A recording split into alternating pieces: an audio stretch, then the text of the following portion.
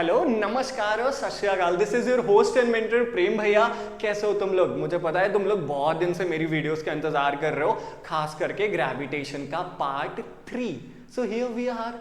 कैसे नहीं आते भाई, तुमने मांगा और हम लेकर चले आए। हमने ऑलरेडी ग्रेविटेशन के 2 पार्ट्स अपलोड कर रखे हैं, पार्ट 1 पार्ट 2। आपको ऊपर वाले इंफॉर्मेशन बटन से मिल जाएगा, जाकर देख लेना, ठीक है। आज की इस वीडियो की बात करते हैं। कई लोग बोलेंगे कि भैया हमें एनसीईआरटी लाइन बाय लाइन पढ़नी है, उनके लिए बता दूं प्रेजेंटेशन में बनाया गया एक एक वर्ड और पिक्चर आपकी एनसीईआरटी का लाइन बाय लाइन है। बुक लेकर बैठो, समझ में आएगा मैं क्या कह रहा हूं।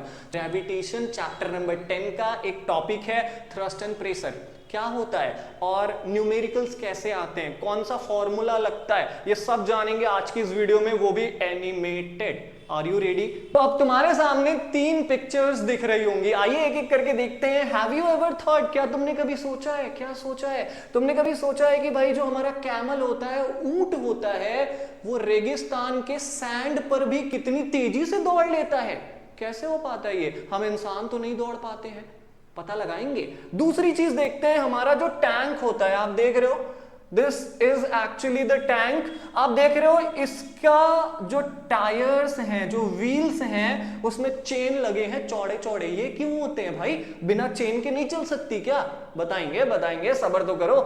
टायर की बात कर लेते हैं। आजकल हमारी बाइक और 4 व्हीलर्स के जो टायर होते हैं काफी चौड़े होते हैं। तुम्हें पता है कंपनी इसके पीछे क्या लॉजिक देती है? ये भी जानेंगे आज की इस वीडियो में। तैयार रहिए, बहुत कुछ सीखेंगे। अब इन क्वेश्चन का आंसर करने के लिए आपको क्या पता होना चाहिए? सिर्फ 2 चीजें। कौन सी 2 चीजें? ये 2 चीजें मेरे दोस्त, ये 2 चीजें क्या लिखी हैं, देखो ध्यान से देखते हैं। These questions give rise to concepts of, जो हमने अभी क्वेश्चंस देखे भाई, अभी हमने देखा ना, ऊंट क्यों अपने डिजर्ट पर दौड़ पाता है, टैंक्स पर चेन क्यों लगे होते हैं। इन क्वेश्चन के आंसर हम तभी दे पाएंगे जब हमें 2 टॉपिक्स का पता होगा।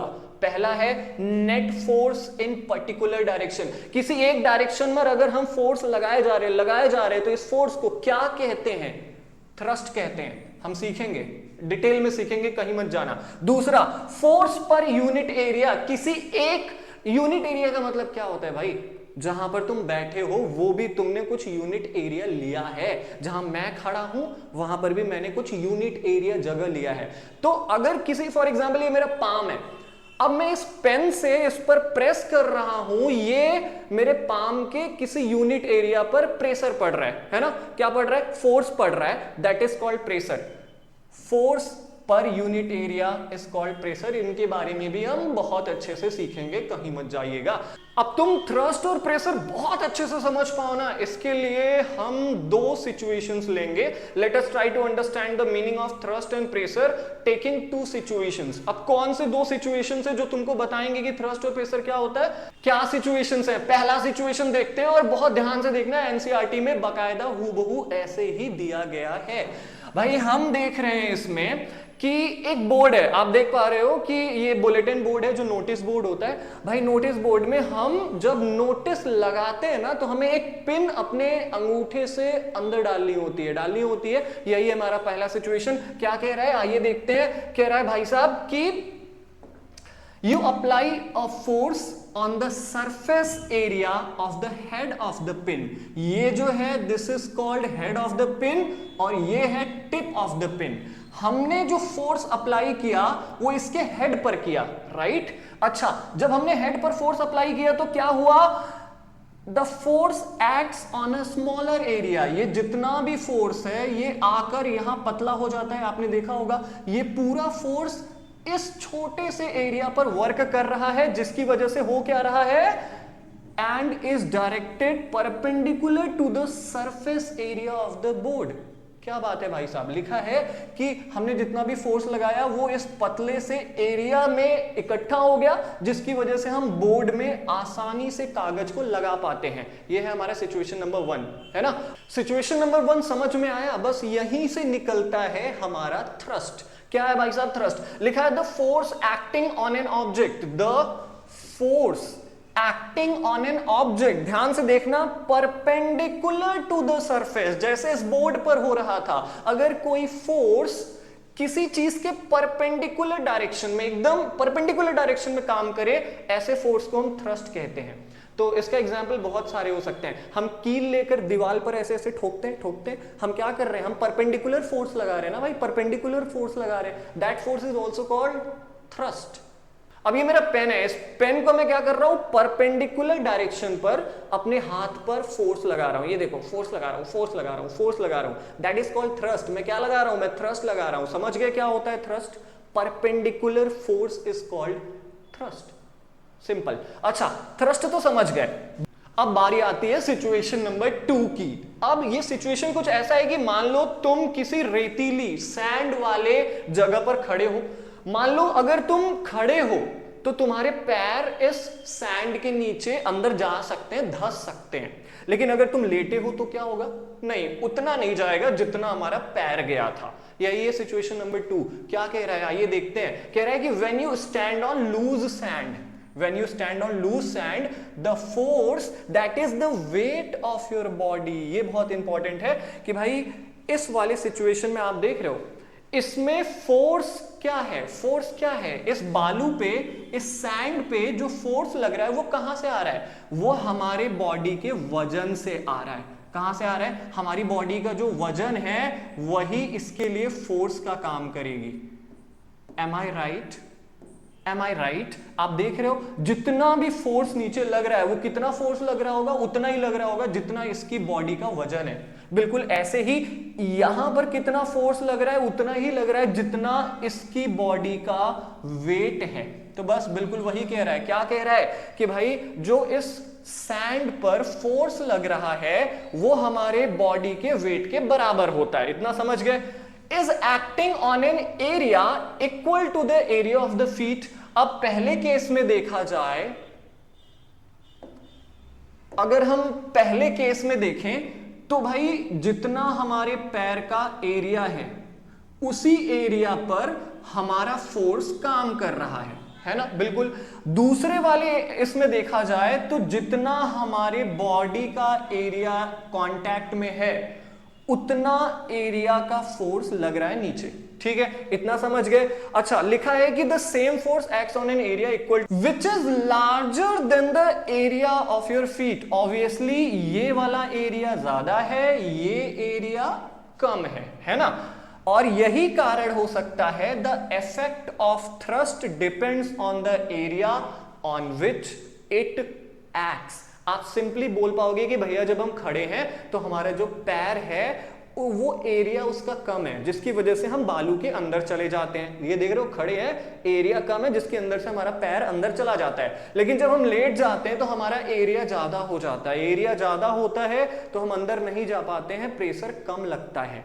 तो ये बड़ी इंपॉर्टेंट चीज है कि जो इफेक्ट ऑफ थ्रस्ट होता है, फोर्स तो दोनों में बराबर है ना भाई। मान लो ये 5 किलो का आदमी है तो ये आदमी भी तो 5 किलो का है ना, चाहे वो खड़ा रहे चाहे वो लेटा रहे, आदमी तो उतने का किलो का ही रहेगा जितने का था। तो फोर्स दोनों में बराबर लग रहा है, बट एरिया दोनों का अलग है। तो एरिया पर डिपेंड करता है हमारा थ्रस्ट। ठीक है, जितना बड़ा एरिया उतना कम थ्रस्ट, जितना छोटा एरिया उतना ज्यादा थ्रस्ट। आई होप आपको ये समझ में आ गया होगा, यहां कोई दिक्कत नहीं होगी, राइट? तो बस यहीं से उत्पत्ति हो गई हमारे प्रेशर की। क्या है भाई साहब प्रेशर? आइए देख लेते हैं। लिखा है कि the effect of thrust on sand is larger while standing than while lying. Simple सी बात है जो मैंने आपको पहले भी बता दी है। अगर हम इस बालू पर लेटे हैं, है ना, तो प्रेशर क्या होगा? कम लगेगा। जब हम बालू पर खड़े हैं तो प्रेशर क्या होगा? ज्यादा लगेगा। वही कह रहा है, थ्रस्ट ज्यादा लगेगा अगर हम खड़े हैं, अगर हम लेटे हैं तो थ्रस्ट कम लगेगा। इसलिए the thrust on unit area is called pressure. यानी जितना फोर्स लग रहा है इस पूरे एरिया पर, बस इसी को कहा जाता है प्रेशर। ठीक है, इसी को क्या कहा जाता है? प्रेशर कहा जाता है। आई होप आपको समझ में आ चुका होगा, है ना, कि थ्रस्ट क्या है, प्रेशर क्या है। ये दोनों चीजें समझ लिया होगा। अभी अगर ये नोट्स भी पढ़ लोगे ना तो तुमको समझ में आ जाएगी। You can also take the screenshot of this. ठीक है, प्रेशर क्या होता है, थ्रस्ट क्या होता है। देखते हैं अभी कुछ और भी बचा है क्या? बिल्कुल बचा है भाई। अब देखेंगे भाई कि थ्रस्ट और प्रेशर एक दूसरे से रिलेटेड कैसे होते हैं। क्या इनका कोई फॉर्मूला होता है? न्यूमेरिकल्स आते हैं, बिल्कुल आते हैं। और किस फॉर्मूले पर आते हैं वो भी देख लेते हैं ना। अब थ्रस्ट और प्रेशर की बात हो रही हो और हमारे पास्कल चचा की बात ना हो, ऐसा हो सकता है क्या? नहीं हो सकता ना। ये है हमारे पास्कल चचा, इनका पूरा क्या नाम था? Blaise Pascal. पहले इन्हीं के बारे में पढ़ लेते हैं, क्या जानकारी दी है। लिखा है, नहीं पहले इनके बारे में नहीं पढ़ेंगे, इसके पहले आपको ऊपर देखना पड़ेगा क्या है। लिखा है कि pressure is equal to the thrust upon area, यानी प्रेशर उतना ही लगेगा जितना थ्रस्ट यानी कि फोर्स किसी भी यूनिट एरिया पर लगाया जाएगा। किसी भी एरिया पर जितना फोर्स लगाया जाएगा बस उसको हम कहते हैं प्रेशर, है ना। और वो फोर्स जो परपेंडिकुलर डायरेक्शन में लगे उसको क्या कहते हैं? मैं नहीं बताऊंगा, बता दो भाई, बता दो कमेंट सेक्शन में, है ना। थ्रस्ट कहते हैं। चलो तो अपन करेंगे क्या, अपन सीखेंगे कि प्रेशर और थ्रस्ट कैसे रिलेटेड है। तो ये हमेशा याद रखना कि pressure is equal to thrust upon area. और जो हमारा प्रेशर का एसआई यूनिट है वो है न्यूटन मीटर स्क्वायर या न्यूटन मीटर -2। अब देख सकते हो ये ब्लेस पास्कल के ऑनर में हम न्यूटन मीटर स्क्वायर को पीए भी कहते हैं, यानी पास्कल। तो एसआई यूनिट ऑफ प्रेशर क्या हो जाता है हमारे साथ? ये देखो लिखा है PA. PA is the SI unit of pressure, और pressure equal to thrust upon area. और इसको किसने दिया था? हमारे ब्लेस पास्कल चचा ने दिया था, इसलिए उनके इज्जत में, उनके ऑनर में हमने पीए रख दिया। प्रेशर कि जो भी वैल्यू आएगी उसके आगे पीए लगा होगा, यानी पास्कल लगा होगा, है ना। पास्कल को तुम नैनोमीटर स्क्वायर भी कहते हो, याद रखना इसको। तो this is all about today's video. Thrust and pressure समझ में आ गया होगा। एक होमवर्क देता हूं तुम्हें, एनसीईआरटी में जहां पर ये टॉपिक खत्म हुआ है उसके जस्ट नीचे थ्रस्ट एंड प्रेशर का ही एक क्वेश्चन है। हालांकि आंसर एनसीईआरटी में दिया है, लेकिन देखते हैं तुम कितना ईमानदार हो। क्वेश्चन नोट डाउन करो एक कॉपी में और बुक बंद कर दो, और फिर ये जो मैंने फॉर्मूला दिया ना, इस फॉर्मूले से लगाने की कोशिश करो। देखो क्या आता भी है या बस हवे हवे में पड़ी रहे हो, है ना। So this is all from my side. I hope you have loved the video. Take care, bye bye, Jai Hind.